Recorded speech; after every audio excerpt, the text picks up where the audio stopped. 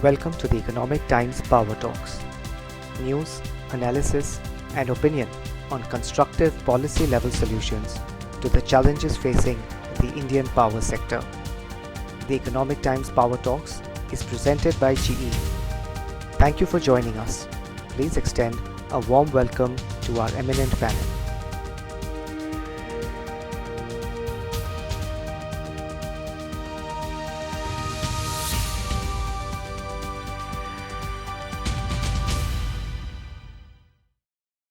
A very warm welcome to all the distinguished panelists and our chief guest, the Secretary of the Renewable Energy Ministry, Mr. Chaturvedi, and a panel of CEOs.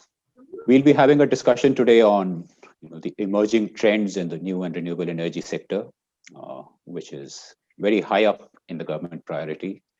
India is being noticed all over the world for our commitment to clean energy, shifting the energy mix of this country. So in the course of this discussion, we will get into greater details. The way we will go about it today is the Secretary, Mr. Chaturvedi, will give us the chief guest address. He's not in a position to stay on for the panel discussion, but he has nominated Dr. Mathani to represent the ministry. I'll give a brief introduction of everybody, and then we'll request the Secretary to deliver his address. I'll start with you, sir, Mr. Chaturvedi, a 1987 batch IAS officer of the Jharkhand cadre. He has a very distinguished service record. He's been a joint secretary in the PMO, first looking after general administration and then the PS to the Prime Minister for a very long period. Earlier in his career, he was additional secretary, Climate Change Department in the Ministry of Climate Change and Environment, Forests. He holds a BTech in Electrical Engineering from IIT Kanpur and a PG in International Development from Harvard University in the USA. He's worked in the government of Jharkhand and the government of India at various positions of great responsibility, both at the policy level and in the field. Apart from PMO, he's had a brief stint in the Chief Minister Secretariat very early in his career. He's had responsible position in the Ministry of Finance, Planning Commission, Agriculture, Personnel, Public Grievances and Pensions. And he's also undergone training in financial management, community mobilization, and participatory management techniques. Welcome to the webinar, sir. Next, I welcome Mr. Sunil Jan, CEO at Hero Future Energies since 2013, 3 decades of experience in various sectors of the industry. He specializes in creating new businesses, taking startup to scale. Spent 20 years at Escort Auto Parts, and then was the chief operating officer at a startup, Green Infra, which did really well. He has a record of delivering extraordinary results in growth, revenue, operations. He's been involved in setting up more than 2.5 gigawatts of projects. He's also the president of Wind Independent Power Producers Association. Welcome, Sunil Jan, to the webinar. I'm pleased to welcome Mr. Dipesh Nanda. He's the Chief Executive Officer of GE Gas Power in South Asia. He's responsible for GE's business in a fascinating set of countries, apart from India, Bangladesh, Sri Lanka, Mauritius, and Nepal. He brings to the table 2 decades of experience in the energy sector.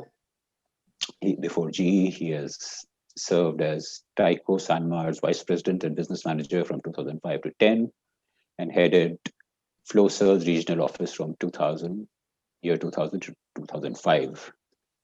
He has a bachelor's degree with distinction in mechanical and production engineering from Annamalai University, Chidambaram, India, and an MBA from the UK. Welcome. Next, I turn to Mr. Rajat Seksaria, a bright young man, Managing Director at Acme, handling a solar portfolio of more than 5 gigawatts, which is operational or under development, which is among the biggest in India. He brings with him 16 years of experience of working in power, both renewable and conventional infrastructure, oil and gas, and areas of management leadership, project finance, strategy, investments. At the age of 40, he's among the youngest business leaders in the sector. Prior to Acme, he's worked at India Power Corporation as President of Renewable Energies and also worked at Pulsroyd for 10 years. He started his career as a business analyst with Shell, which was then the BG Group. He has, of course, an MBA major in finance and strategy from IIM Calcutta, and an electric engineer from Gujarat University. I finally welcome Dr. P.C. Methani, advisor in MNRE. He currently leads policy and regulation, hydrogen and fuel cell, and energy storage group in the ministry. He's a doctorate in physics and postgraduate diploma in public policy and management from IIM Bangalore. We also have with us Mr. Ashwani Kumar. He's also brings with him a vast experience in both conventional and non-conventional energy. He's held a senior position in Reliance Power. He was involved in ILFS, and now at Suzlon as the CEO of a major wind energy company. Welcome, Mr. Kumar, to our webinar. May I now request the Secretary, Mr. Chaturvedi, to please deliver his chief guest address. Thank you very much for that introduction. And I recognize that I am in very distinguished company, people who have worked in the RE sector for years. In some ways, what I am going to say is just a summary of what I have understood in my short duration in this ministry. So let me begin by reiterating some well-known facts about about India's renewable energy journey. Driven by declining costs, improved performance, and a facilitative policy regime, the last 6 years have seen an impressive expansion of 2.5 times in our installed RE capacity. What is even more impressive is that our solar installed capacity has expanded 13 times, which amounts to an astounding compounded annual growth rate of about 54%. Today, we stand fourth in the world in terms of installed renewable energy capacity, and fourth and fifth in the world if we look at wind and solar capacities respectively.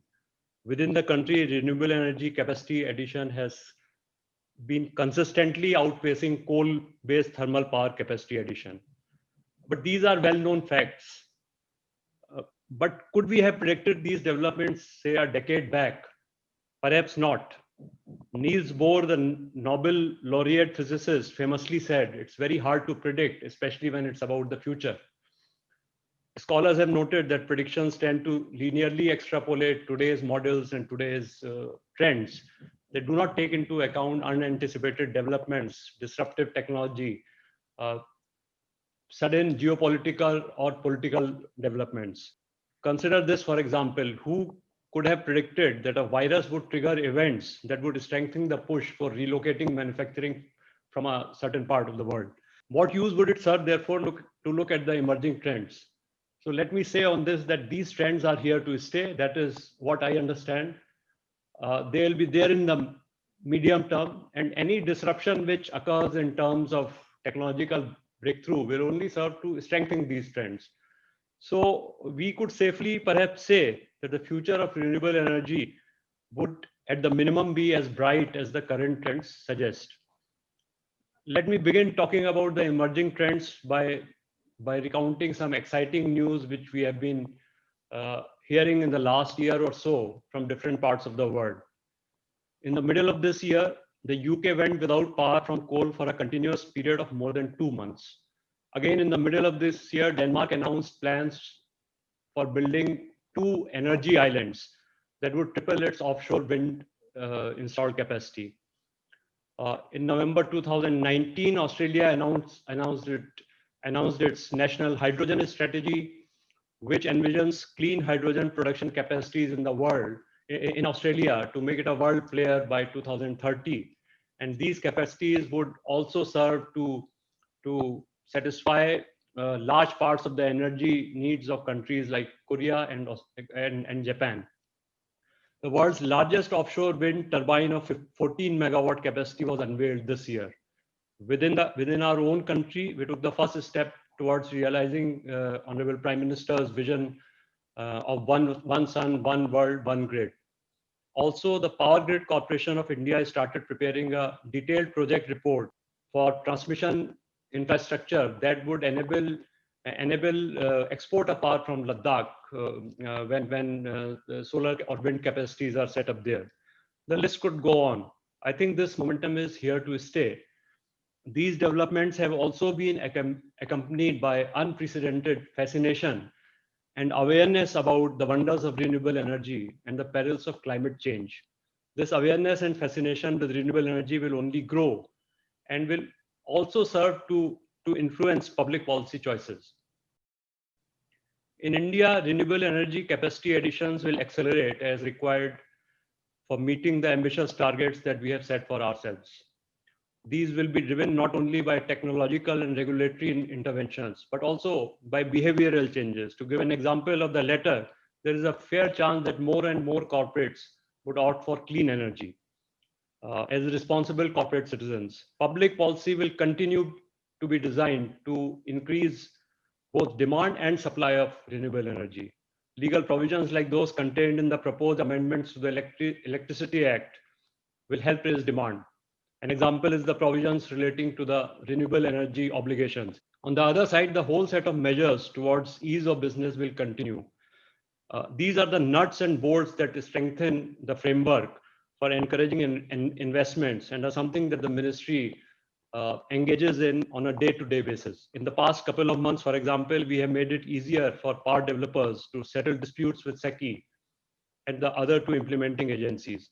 And have also made it easier and have also facilitated the dispensation relating, have made easier the dispensation relating to performance bank guarantees.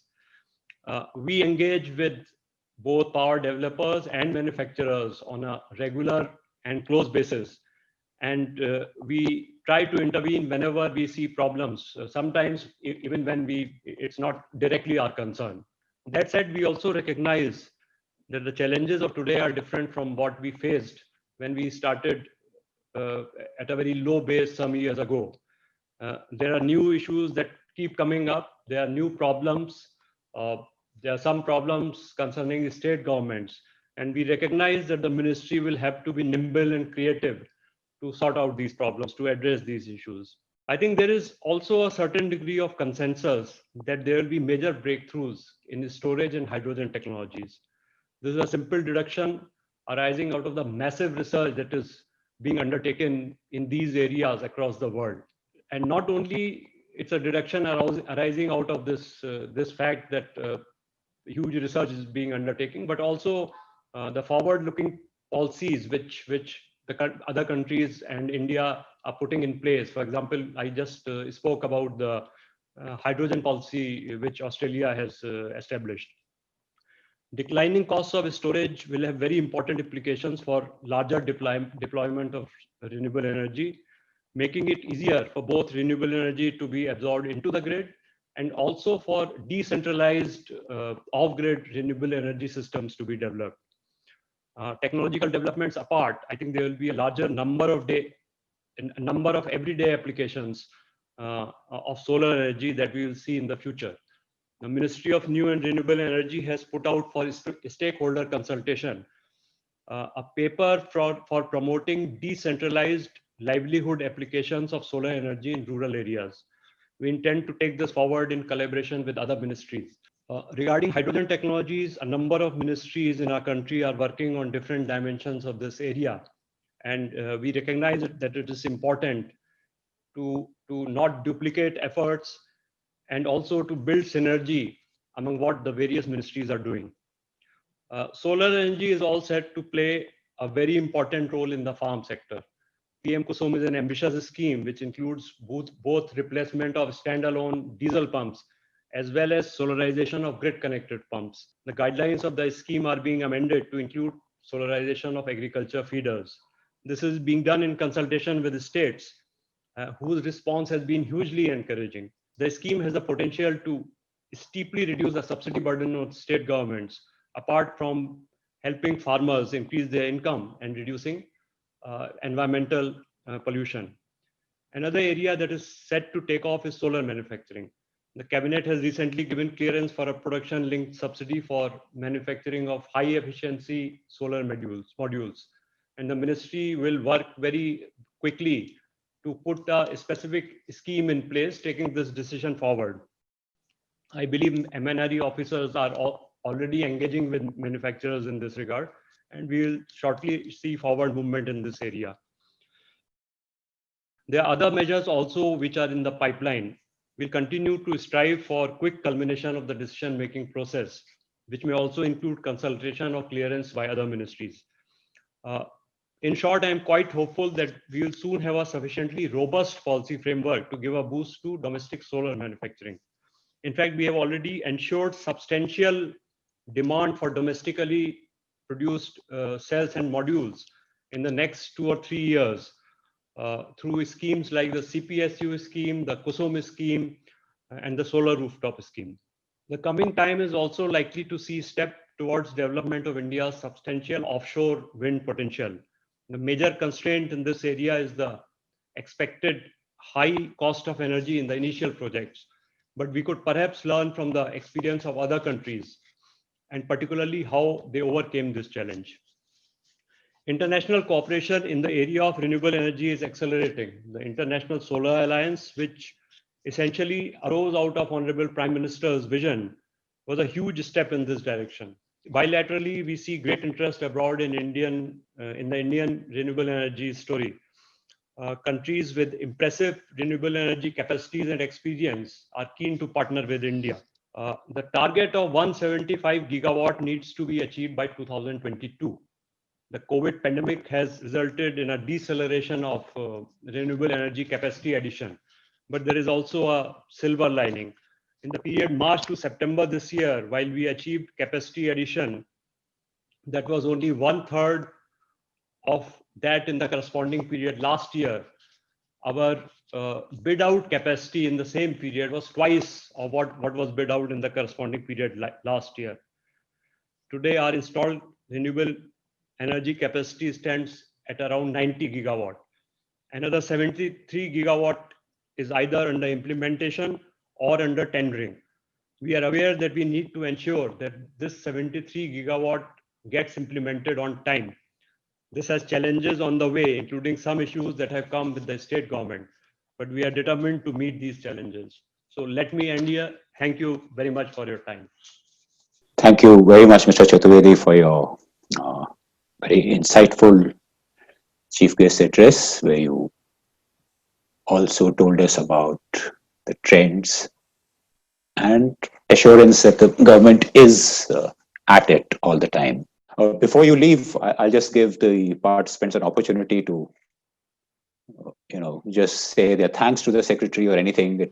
It's not a Q&A, but you can just say your thanks to him. Or Thank you, Mr. Chaturvedi. Hydrogen is a theme that GE has embarked on. We've announced that we will be carbon-free ourselves as a company in 2030.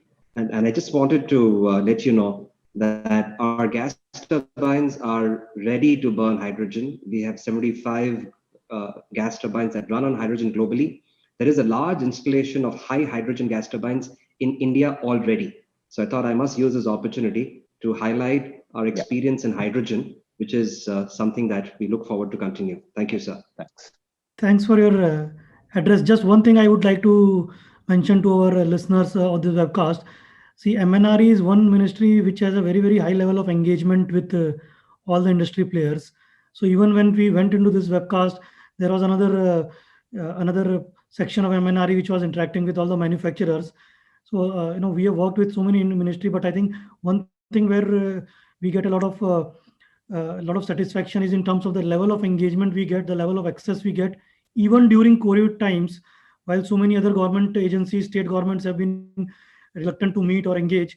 We have got a lot of engagement going with MNRE. Of course, not all of our demands are being met, but at least I think we can't regret the amount of engagement this particular ministry has with us. So thanks, sir, for all the encouragement your ministry keeps giving to the players. I'll just join my colleagues to say thank you to the secretary for all the support that he's been providing to the wind industry.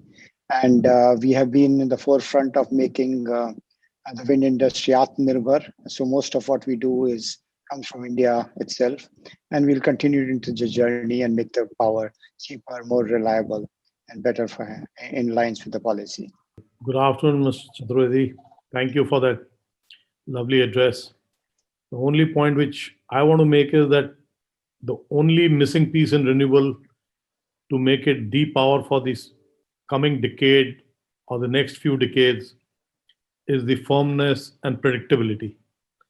And I believe MNRE, along with the Government of India, should also start focusing on hydropower. We have shunned large-scale hydropower for environmental issues or for whatever reasons. But I think so we have to bring it back on track. That is one thing which will really help us in scaling it up to 100% renewables. And probably industry would be willing to go back into that hydro project mode. Today, we are all hands off from hydro. We must do it. Thank you very much, Mr. Chaturvedi, for being here and listening to some feedback from our panelists also. We're delighted to have had you. Thank you. Thank you for this opportunity. Thanks a lot. We'll now continue with our panel discussion. Let me start with Mr. Sunil Jan. The Secretary himself mentioned that as we go forward, there are issues coming up with states, and the ministry is, of course, ready to run the extra mile to resolve issues. So, what are these issues, and what do you think are the solutions? For India, the power is a concurrent subject. While what is happening is that all the bids and the procurement of power is taking place at the central level, but the consumption is taking place at the state level. And the execution of the projects is also taking place at the state level. So marrying the two, the buyer and the consumer of the renewable power, is a very important link. And probably these are few things which are not marrying today. I believe that this is a different times because there is very low demand in the country today. If you actually look at it, we've got 380 gigawatts of installed capacity, and the peak demand is touching only around 188, 190 gigawatts. Now, what is happening is there is an installed capacity of 200 gigawatts of thermal alone and 90 gigawatt of renewables. So exactly what is happening is you are backing down some of the projects and states are not willing for that. Secondly, when you taste blood, like the states have tasted blood of 2.5 rupees power. So even a slight increase in tariff, they believe we don't want to buy it because there's no demand also. Had there been a demand, people would have lapped up that power. Secondly, the biggest point of contention, and this is not only India, let me tell you this, as Hero we operate around the world, land is the biggest challenge. Land and evacuation will always remain a challenge no matter what we do. And land is always a state subject. And therefore, central and state agencies continue to struggle with the layer of cheese what developers are, because we are in between, we are sandwiched between the two. And therefore, MNRE has to play as an arbitrator also. And MNRE also has to play on behalf of the developers because he is the buyer of the electricity. So there are issues with the states, but I think so a new regulatory framework which is happening around could solve 90% of the problems. Another very interesting thing Mr. Chaturvedi mentioned was the government's interest in offshore wind, despite the high cost, which I think is a very positive development, because I think if you're initially ready to bear the high cost, the sector develops pretty well, as Gujarat has shown in solar energy. Mr. Ashwini Kumar, you are at the top of a wind company. How do you see the future of offshore wind as a new trend in India? I think so. One of the biggest challenge in offshore wind for Indian producers as well as consumers is not the equipment itself, because most of the companies, including ourselves, have capacities to develop solutions for offshore wind. The issue remains that of transmission, the high cost of transmission, and who's going to bear the infrastructure to enable those offshore turbines to be installed. I would say, yes, we will go for offshore wind at some point of time, but currently there are enough wind sites available, which also require transmission challenges. Unfortunately, in India is a large country, and wherever the wind is produced is further away from the consumption, unlike Europe, where these distances are small, and therefore the transmission does not become as big a challenge, and only the grid stability is the bigger challenge. So while we do support and we are capable of doing offshore wind farms, in India, and we have done many studies in the Gujarat border on how to do it. We have actually piloted one with ONGC. We think it's a little time away, and meanwhile, there are enough sites available in India where proper evacuation facilities are there, like what was happening to solar. Wind capacity can grow there. But however, the capacity and the plant load factors of high wind sites offshore, they have been studied, and it's the wind data of various years that will cause and help ultimately the offshore wind to take off as and when it comes, maybe a few years from now. So we've had some inputs on solar, some inputs on wind, and we'll also talk about hydro, being important, which has been forgotten and needs to revive. I think there's also natural gas. There's a lot of talk about a gas-fired plant being a very suitable mechanism for grid balancing, given the intermittent supply of renewable energy, whether it is solar or wind, the two forms that dominate the sector. Can I turn to Dipesh? How do you see the future of gas? It's been a bit of an off and off a sector for a long time. Thanks, Himanshu. Great question. Let me step back a bit. We have this target of meeting 175 gigawatt by the year 2022. And we have the other goal of touching 450 gigawatt of renewable energy by 2030. Recent feedback from SECI says that once we hit 175 gigawatt by 2022, just given the nature of the mix of energy that we have, we will have to curtail RE by 27%. That's because the thermal load, which Sunil mentioned, has to be turned down. The turn down can happen up to a technical minimum, and that technical minimum kind of forces us to turn down RE, and that particular curtailment of 27% is something that we need to solve for. Now, if you go to 2030, and when we have this 450 gigawatt of RE, which is extremely desirable, that curtailment number touches almost 50%. The solution to this is to introduce natural gas, because the minimum technical load at which you can bring down, or the turn down ratio of gas turbines, is as low as a single digit, and that delta gives you the ability to introduce more RE in the grid, which is this whole concept of marrying the intermittent energy of wind and solar along with that of natural gas. The good news is that India has been systematically built to import natural gas. So while we have our own domestic natural gas, which has found all its uses, we have 40 million tons of capacity already built on the western coast. We have 5 million tons ready on the eastern coast, and there is another 20 million tons of LNG capacity which is on its way. Another quick point is that the prices of natural gas have today corrected to an attractive point where the combined cost of electricity, of renewable energy and natural gas will find place in the merit order. So my short point is that for us to increase the penetration of renewable energy, to avoid the curtailment of RE, both by 2022 and by 2030, there is a solution that's available for us to implement, for which there is fuel available, the economics can work out, and players like GE have the technology. Rajat, would you like to add to the point? You yourself, your company has one of the biggest portfolios of solar energy in the world. In India, the rapid expansion, which the secretary spoke about and Dipesh spoke about, how do you see the sector growing? What are the challenges you face? So what I would do is I would just kind of pick the baton from where Mr. Nanda left on gas and how it's complementary with solar. The most exciting development that we see as a company, and probably some of our peer companies see, is, so yes, intermediary fuel gas is an option. Unfortunately, in the decade of 2000s, we did do a lot of gas development, but there was a bad aftertaste because of the pricing and commercial issues then. But technically, we are ready to use gas.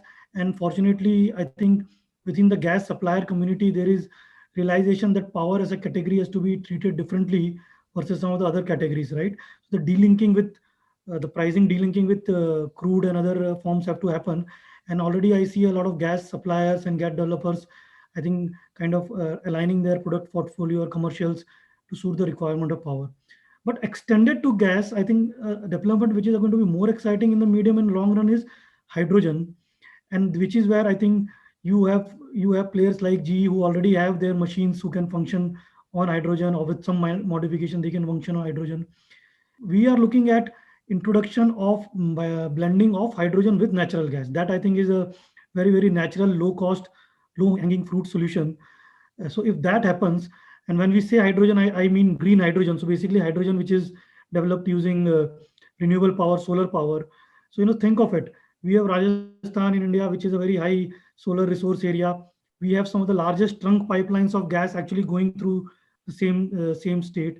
And even if we talk about blending of 5 to 10% in say next 3 to 4 years, we are actually creating a full category of new demand for solar power, which is not linked with power per se. We are kind of extending, getting into the share of energy wallet, right? So that is something which I think is going to be important. And in some sense, if you do a further deep dive, you'll realize that also kind of partially takes care of the intermittent natures of solar, because that also kind of at some stage, some level provides some balancing when you can convert power as either as power or sell power also as hydrogen. So I think that is a part where we as a company are quite bullish about. In fact, just to kind of provoke a few more participants, we actually don't believe storage solution lies in batteries. We as a company, our promoters, our think tank actually believes storage, as has been promoted now in terms of battery being the solution, will probably at some point in time hit a ceiling where when we are talking gigawatts of solar, it will just practically become impractical. And secondly, we will lead to another problem where one of the key resource for battery storage will be virtually controlled by one country, right?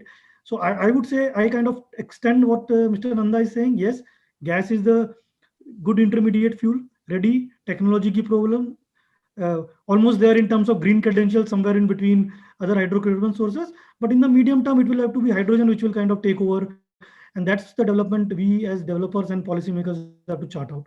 Dr. Methani, there's some interesting issues raised by a panelist.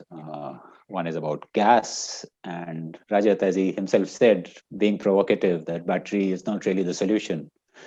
How would you react to this? So I think I'm really very happy to see all the major pertinent issues have been raised here, and I'll start with from ACME. Mr. Rajat has mentioned the point. See, three kind of technology trends are going globally. First of all, renewables are going to stay. Renewables are making a mainstreaming since last 1 decade. Efforts are towards that side.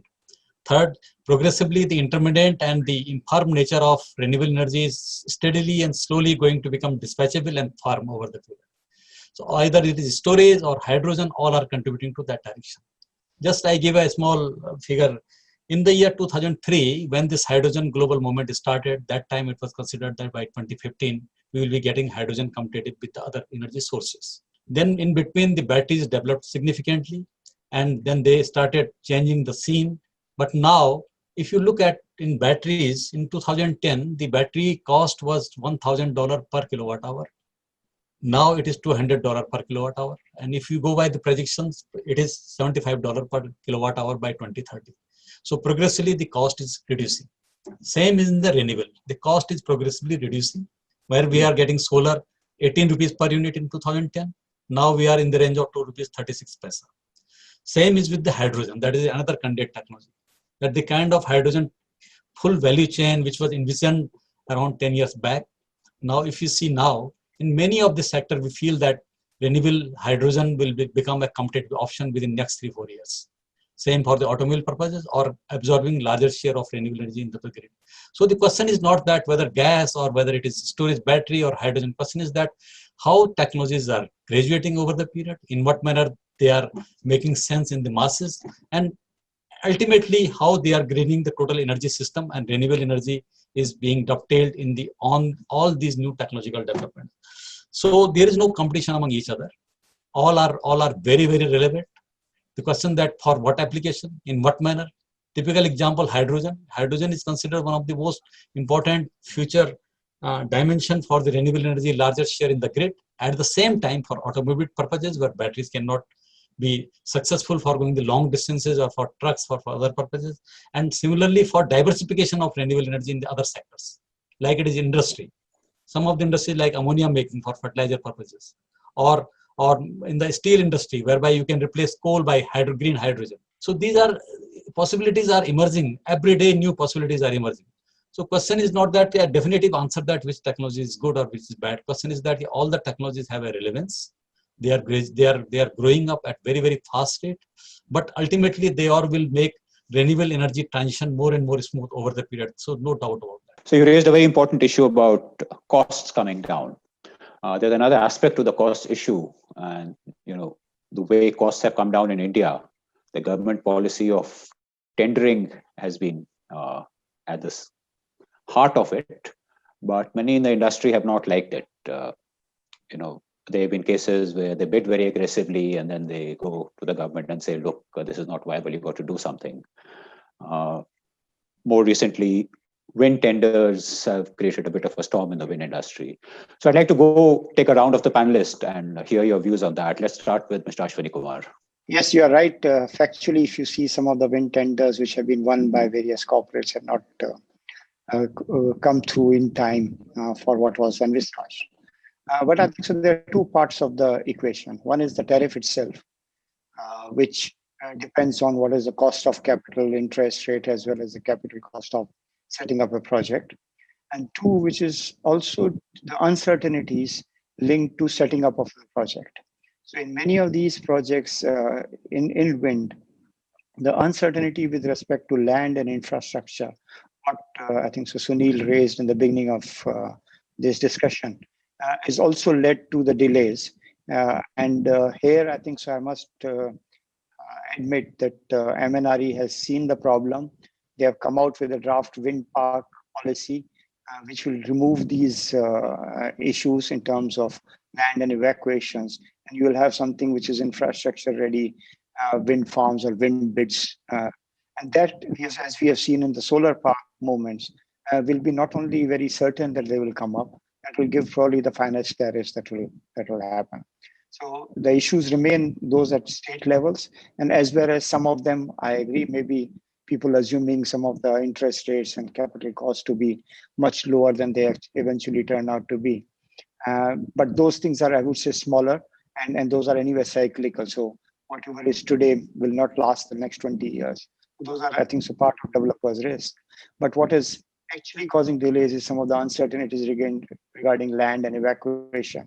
And the way, because those were not fixed or not in control of the bidders, and many of them thought they will put the plant at the very same land and won the thing, won the bids. And therefore, streamlining that part in consultation with the states would go a long way in resolving these issues. Rajat, your company has bid and won many tenders. What do you think of it? So I don't know whether there was a nuanced when you asked the question, because when the first time tariff hit 244 and that made all the headlines, I recollect ACME was probably not that popular among the developer community. You're right.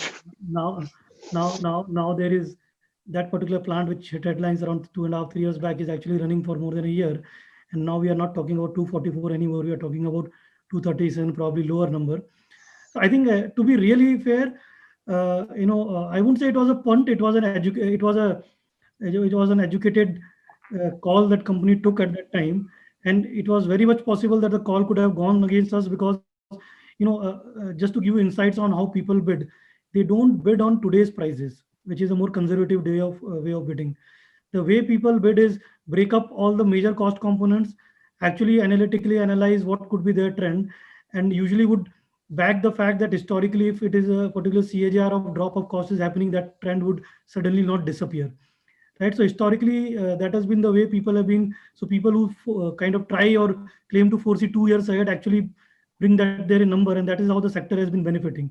But my view, and it would look a bit surprising coming from ACME, that particular method of reducing tariff has probably run its course now, right? And because the reason is geopolitics has become too important, state country level policies have become too dominant, and if someone has been at least monitoring the solar sector for the last few months, the cocktail of US, China, India, all the taxes has actually meant huge disruption in module cost, huge disruption in shipping line cost, and a lot of other geopolitical angle at play. So I think we now need to move beyond that traditional way of actually reducing the tariff. And to be honest, further reduction in tariff is not going to help anyone. 230 is not too much better than 240. What important, as Mr. Maithani sir mentioned, was dispatchability. So as an industry, as all the enthusiasts of the industry, the only focus for next few years has to be how do we make this low cost power actually dispatchable round the clock, or at least complementary with other sources of power we have. And that is where we all need to work, rather than trying to grab too many headlines anymore on lower numbers, because 2 rupee power doesn't help us if it's not dispatchable, right? So that's the stage we have reached, and we need to have that internal rethinking within the industry as well. So Sunil Jan, do you think it's time to move out of the tender system? Absolutely not. And it will never happen. Firstly, no government around the world. In fact, we must congratulate India for giving this e-reverse auction business to the world. And I see this madness all over the world. And let's not blame the government. Let's stop blaming government. The government never came to our offices to say that you quote 244, you quote 243. We were sure about what we are doing. And when we succeed, we are hailed as business leaders. And when we do something wrong, we blame the government. That will not cut any more eyes. I'm being very frank in my opinion. And I believe just wait and see what happens tomorrow, or maybe today night. There's another auction happening. And don't be surprised if it falls again below 240. Even in this turmoil, what Rajat was talking about. See, what is happening is that renewables is not only about generating energy and selling energy and making returns. Renewables is also a finance play. It's a valuation game. And adding capacity gives you valuations. And that is what many of the players do. As I look at my trend, I have always won tenders at the higher spectrum of the tariff. Always. You see my track record. And I did not win a single wind bid up to SECI 8 or 9. I did not win. Because I knew where I had to stop. Probably my crystal ball was giving me some different signal than the others who were gazing through those crystal balls. So wind was always a disaster. Going down to 250, 260 would always be a disaster. And that is exactly what has been done.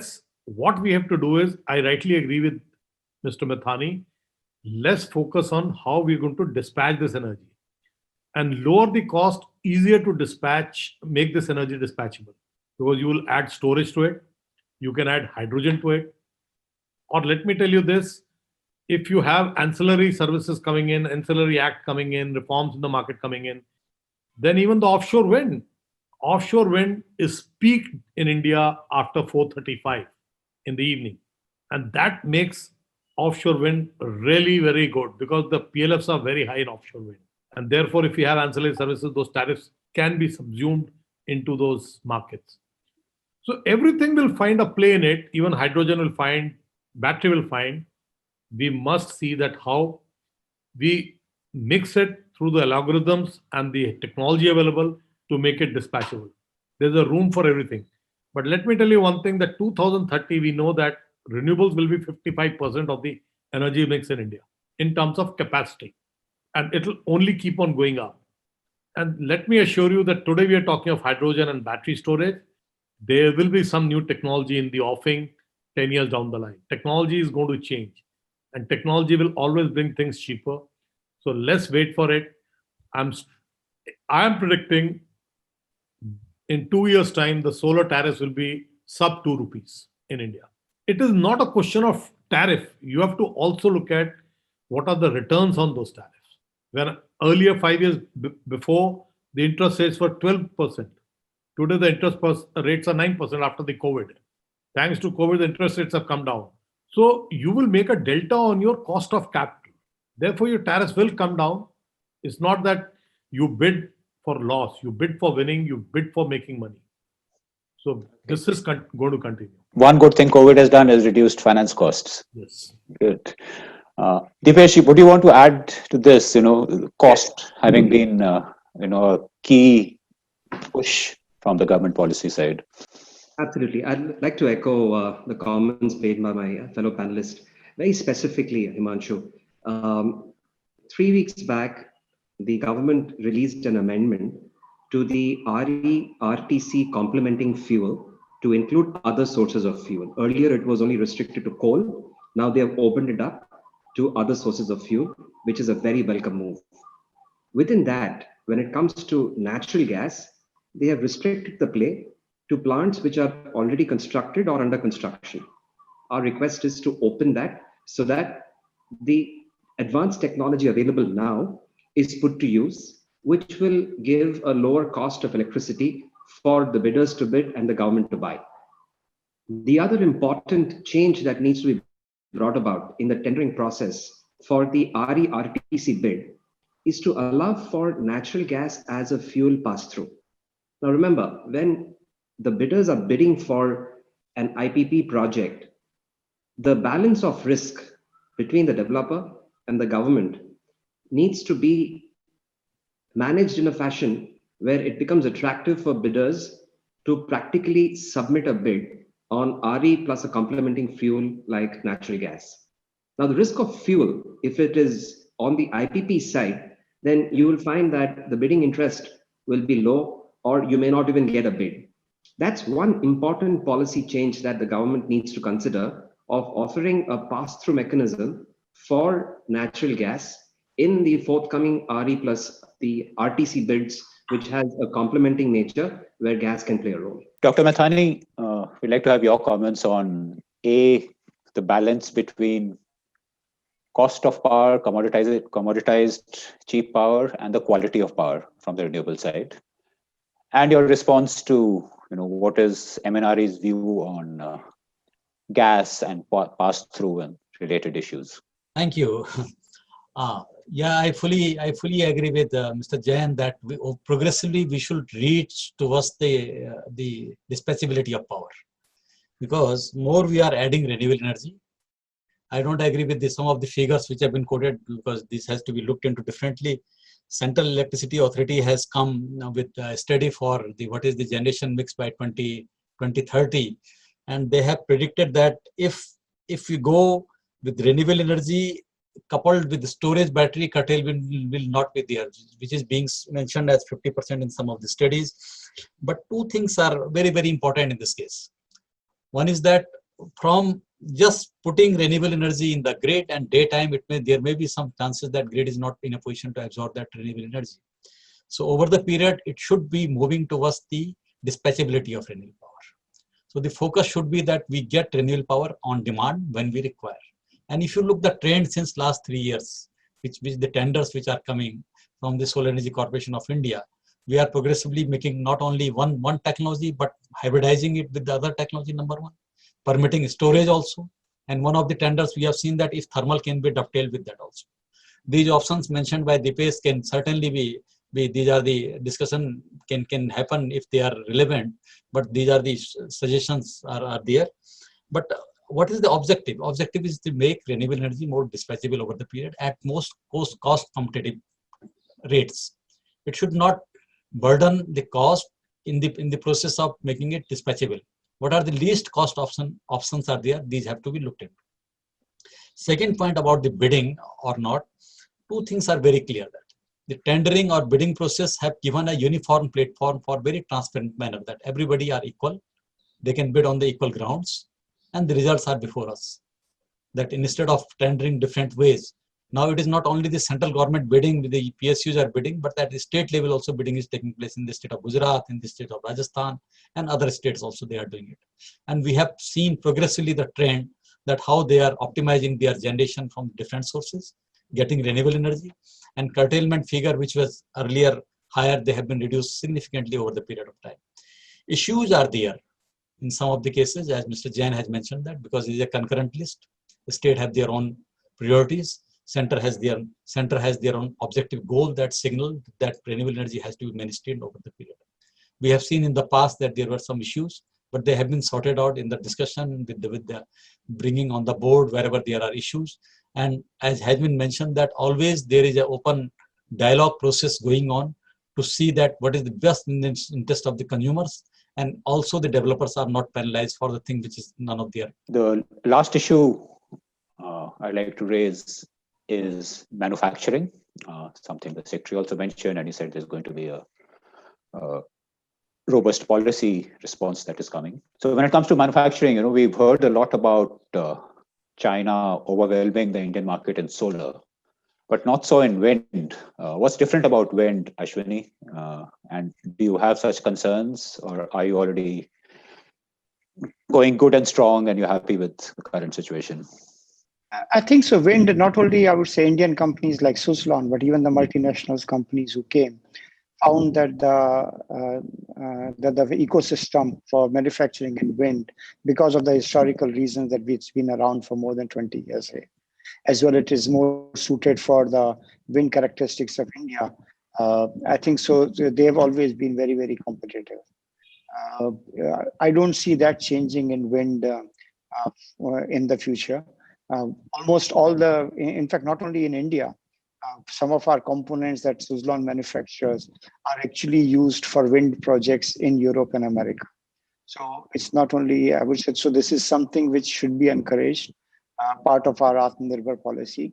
It does not have any of the commoditized business, because ultimately, as the wind develops, these are like large complex turbines, and they also keep changing very fast. So it's not I would say, bulk production of panels which can give the advantage to the manufacturer. I would personally not see wind becoming India versus foreign issues. We have been competitive. We have been part of our export revenues, and not only I would say Suzlon, but other companies also will continue to do that going forward. Sunil Jan, you think solar would also achieve that kind of a status standing in Indian industry like wind manufacturing has? Well, I'm not sure that it will achieve that status that we'll become 100% Atmanirbhar. But let me compliment the government for coming out with that production-linked incentive scheme, which is definitely going to motivate more and more people to come into domestic manufacturing. And we are seeing that interest happening now, and a lot of people are looking at it seriously because after the government has announced this scheme. But I have only one caution for the government is that if you have to be in a manufacturing of any product, well, let's talk solar modules as one, we need a complete value chain to be manufactured in India. The moment you are dependent on imports from our neighbors on a couple of components, you are always in trouble, because then they control that supply chain. And for solar, I think so the silicon ingots, polysilicon ingots is the thing, and the wafers are the thing which needs to be manufactured in India if you want to be truly Atmanirbhar. I believe that's possible because I just read somewhere that government is thinking of forming a JV among PSUs who will do that capital intensive work of polysilicon manufacturing and wafer manufacturing, and then supply to the domestic manufacturer. If that is possible and that is done, I believe we can be an alternate location, geographical location for solar supplies. Okay. Just to tell you this, solar would need big scale. Today, a gigawatt or a 2 gigawatt is no more a scale in the world. Anything which is below 10 gigawatts is considered peanuts in solar, because the China's capacity next year end, I'm talking of 21 end, would be closer to 230 gigawatts in manufacturing. So that is the scale we are talking about. And here we are talking about that we'll be 20 gigawatt by next year end. Now you see this 1:10 scale. So it is important you have a complete value chain inside. At least that domestic market is available for the domestic manufacturer. But it will happen because that incentives linked scheme is a very good scheme. How optimistic are you, Rajat? Do you think Indian solar manufacturers, equipment manufacturers will really make it, or will China continue to offer cheaper stuff? So I think my heart says they should, but recent experience has actually not been very good. And to be honest, there seems to be a lot of confusion, not also with the policymakers on this, but also with the manufacturers. So whether they target Indian market, whether they target Indian market enabled by specific policy, or they actually target European market. So there seems to be these three strands they have been working on. Similarly, from government side, I think that we have been trying multiple things as a country, right? So earlier there was some kind of a safeguard duty. We are talking about BCD duty, and now we are talking about PLI. So as a company, you think PLI is probably the best policy measure that should be done. Secondly, one more slightly philosophical thing I would think is, both the objectives are, all of us would agree that we were not as successful in manufacturing as we were in capacity addition of power. The reason, as per us, is both the objectives couldn't have been running at the same speed. We probably front-ended bringing the cost of power to a lower level.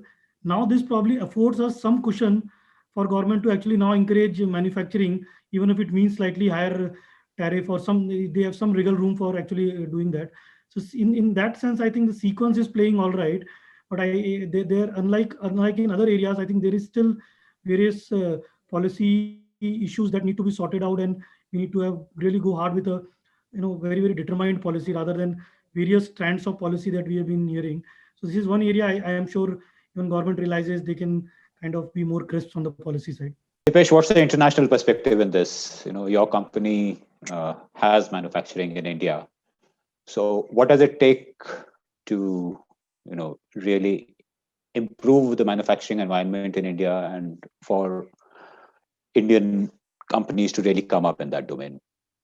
I think get the latest technology into India. Let me give you GE's example. 18,000 employees in India, 16 manufacturing plants in India.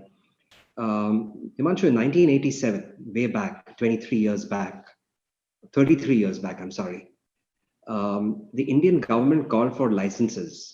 And that's when GE offered its license for manufacturing gas turbines to BHEL. Today, BHEL has a unit in Hyderabad, fully capable of manufacturing full range of gas turbines. Talk of Atmanirbhar. Then in 1997, we entered into a joint venture with BHEL to service the install base. That's a thriving joint venture, has full local capability. So I think the way forward is get technology in the country, indigenize technology in the country, and drive costs down. Dr. Methani, how do Indian manufacturers get the best technology to the country at an affordable cost? Four major things which are going on insofar as creating a manufacturing hub for India is concerned. As our Secretary Sir has mentioned that the geographies are changing due to COVID for manufacturing one another. So it is a lot of movement is going on there. People consider India could be the better place for manufacturing and creating globally competitive manufacturing in the country. Second point, which is they are creating the domestic market for the manufacturing within the country. As mentioned that there is sufficient demand has been created, which can give an initial traction for manufacturing in the country. Third thing that if there are some issues related to factor of input for manufacturing, these are also being looked into. Even if still there is a gap, that is the fourth, the PLI scheme is being seen as a conduit to cover that gap. After these four areas, one of the most important thing comes that how technologies come in the India. Whether everybody is invited. Renewable energy has one of the most flexible policy for inviting anybody who want to manufacture in the country. They can manufacture renewable energy components, systems, devices, and sub-devices, including setting up the manufacturing systems. India has dual benefit. There is a in-country demand and infrastructure both. So if we look all these things, then technology providers will certainly come. But at the same time, I agree with Dipesh that innovation is a continuous process. Manufacturing can never be a static kind of thing. The technology you might have given to BHEL in 1997, that must have been graduated to different levels now. So it should keep on breezing itself with the latest technological development, and for which innovation really matters. So we are making sufficient efforts in this direction also. So whatsoever is being mentioned in this, that when we say that high efficiency solar manufacturing in the country, it encompasses all these components in itself.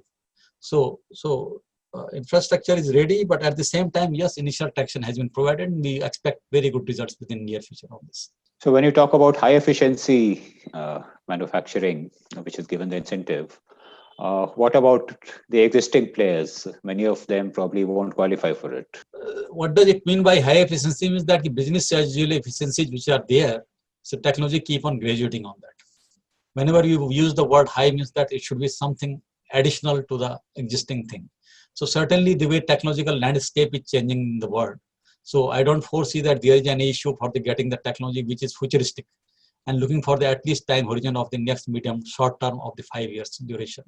There is no point of setting up a manufacturing facility here where you are getting a cell efficiency of 15% when the market already going for the 18 or 19%. So these are the basic issues, and I hope that these all which are coming, getting the government schemes and getting benefit of these schemes will do understand that all these things, and they will certainly go for the higher efficiency and higher technological solutions for insofar as manufacturing is concerned. Ashwini, how does the wind industry get its technology? It seems to have done. Are there challenges? Yeah, so what we did was we have a dual model of development of technology. So while we have a big technology team in Pune here in India, we also have few people in Europe who are looking at employed by Son, who are looking at the world trends and trying to develop whatever is the latest in the world, and then bringing it in Indian conditions and for Suzlon's customers.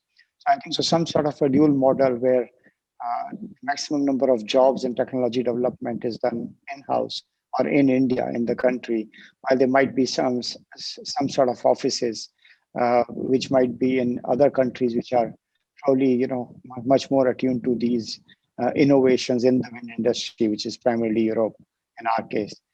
So some sort of a dual model is what has worked so far for us, and maybe some sort of a similar model can be developed for solar hydrogen. Okay, Sunil Jan, I'll give you the last word on this in terms of getting the best technology to India. I believe what you say, if you start manufacturing today, you're going to definitely bring in the best technology, what is in trend today. But what I have seen over last 10, 12 years, I've seen in China and many other countries is, especially in solar, if you have to invest in manufacturing, parallelly, the government has to ask manufacturers to invest in R&D, in innovation. Because this is an evolving process. The life of technology in solar panels today is not more than 2 years. It's changing every 6-8 months. So you have to be very, very nimble-footed in developing this technology. If you actually see, it's not that there is something dramatically new which has come in, whether in wind or in solar. You have increased the size, you are capturing more energy out of that same thing, but you're increasing the area, you're making cells more efficient. That's what it is. There's no dramatic change in the technology per se. So you have to start investing in the technology now. Otherwise, again, what is going to happen is 4 years down the line, you'll see your production line stranded and you're continuing to import new technology, which is far more reliable and efficient. So this is going to be a parallel process. It is not going to be that you will just invest in manufacturing and sit tight. So like companies like GE and all, they've got R&D centers. They'll have to evolve every time. Even in wind, I think so people will have to do something, because only increasing the size of the wind turbines is going to take you as much. Beyond that, you'll have to start thinking how your logistics get impacted by the size increase. Rajat, you think Indian manufacturers have it in them to do R&D, keep abreast with the latest? The current track record is not very good, actually. Yeah, so I think probably you partially answered the question as well. So I think where we are good at, and that is something we have been doing in solar, and there is frugalness of engineering, right? So that is something which we have been doing even on the solar. While everyone credits module price decrease as the reason of tariff drop, not many people give enough acknowledgement to the fact that balance of plant, which at some point in time constituted a much larger percentage, has actually seen a much significant drop also, right? So that I think boils down to the frugal engineering that Indians have been doing, and which is what we have been good at. So I think, see, to be honest, as a company, when we see the kind of cutting edge research in some of the Australian universities and German universities, so and also some of the US universities, and when we see the research seen in India, we really see there is a lot of gap there. So I think a practical approach would be to kind of tie up with some of these institutes who are doing, maybe have some collaborative exchange at a government level. And then maybe once you have this technology, to implement that technology, to scale up that technology, something we can, as India, bring more to the table, rather than now starting on something which we are so far behind, in terms of the the cell level research that's going on. So our view is that yes, policy can help us reach some of the size so that we don't just en masse import from China. But the next generation of technology may or may not come from India. It is better to tie up with countries who don't have the size of market that we have. So we bring the market size to the table. Let's tie up with them, and then let's have a rollout program along with them. That, according to us, would be a more practical approach on cutting edge R&D. Before we wind up, let me go back to Dr. Methani. What are the government's view on this? There are legitimate concerns that somebody sets up a manufacturing unit today, does not evolve the technology, and after 2 years, they will knock your door for protection. How would the government ensure that there is R&D development? Insofar as research and development is concerned, the government of India has so far been investing in the extra moral projects in all these technologies. That is one thing. But this new paradigm and our new focus is that industry-based partnership for research and development, whereby government has also been contributing in the research and industry is also an equal partner. For example, I give you example of our all hydrogen energy related projects in the country are primarily either it is with the automobile industry and others, whereby they are equal partner and both government and industry has joined hands for developing the technology. Insofar as the specific point for this manufacturing is concerned, undoubtedly market will decide, because the oscillation of the technology, if it is very high, then nobody will like to invest the huge amounts for government some incentives. The entire money cannot go in the sink. So it is a part of a government of India's focus that without continuous innovation going for the higher efficiency level, this scheme should be devised in a manner that they take into account all these factors. And we are progressively working on this field, particularly when we are making the schemes for this PLI and others, as Secretary Sir has mentioned, that we are under discussion and moving ahead in this direction. Right. It's been a very fruitful discussion. Does any panelist have any major point to make before we wind up? Just one point, especially this is a kind of reverse question to the organizers ET. So while at a policy level, at an industry level, we talk about renewable energy, I think one thing which is probably missing in India and which is where media houses can run campaign is the households who start demanding that they want renewable power. Right now, renewable power as a branding, green power is not something which has percolated to a middle class home in India yet.